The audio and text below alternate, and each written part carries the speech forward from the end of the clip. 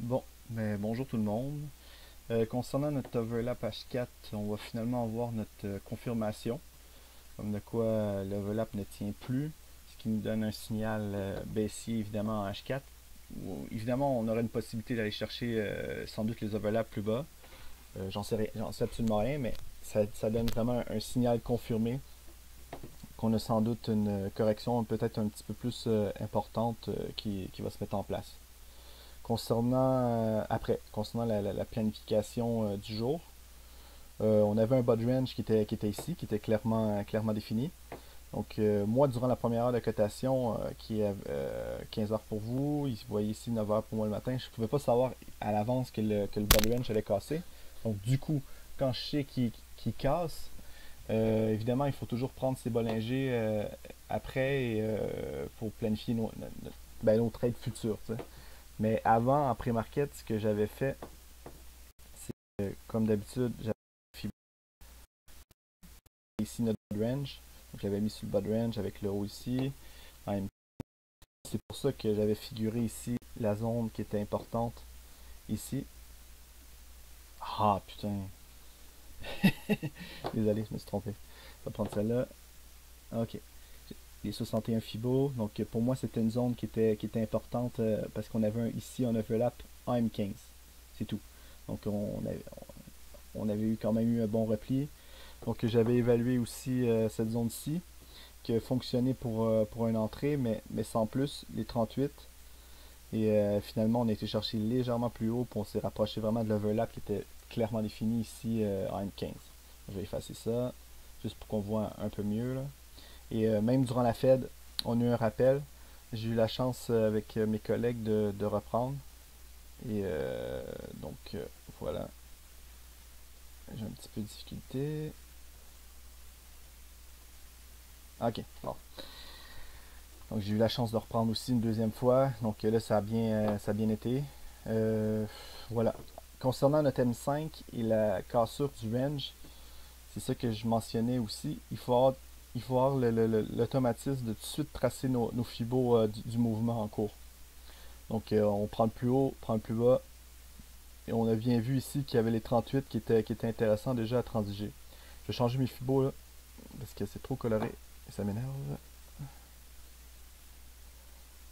Ok, on voit mieux.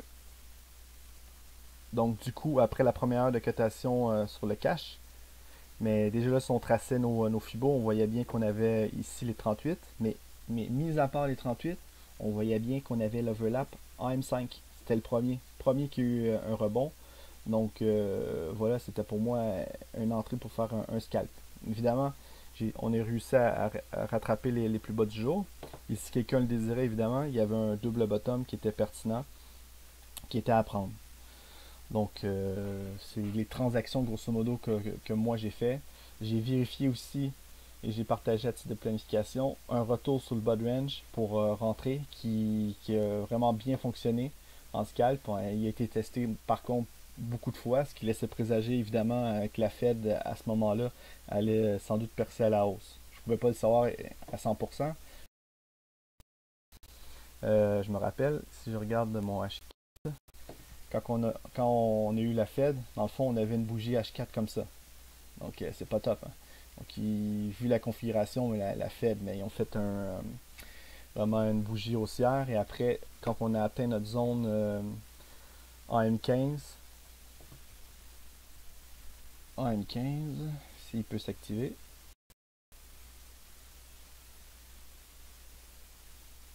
Ok, bon. Si, en M15, donc on a fait un rappel, on a été chercher notre zone et après, ça a bien été. Donc, si je prends mon horaire concernant la planification. On peut bien voir ici qu'on a un overlap. Donc si jamais on retournerait là peut-être ce soir, je vérifierais, mais ça m'apparaît très élevé. Donc déjà on a un niveau ici, un niveau qui se rajoute, c'est celui-ci en horaire. Donc ça reste à voir si on peut pas finalement le casser à la baisse et peut-être que celui-ci va être celui-ci que je prendrai pour demain. Donc j'en sais rien. Hein. Faut laisser évoluer un peu le marché, faut laisser souffler. Donc, si vous aviez une vente, c'est sûr que c'est intéressant de garder pour du swing. Sinon, mais là pour le moment, il n'y a rien à faire. Ça nous prend une confirmation. Est-ce qu'ils vont continuer s'ils vont continuer leur séance baissière ou non? Donc, ça nous prend évidemment une évolution de marché.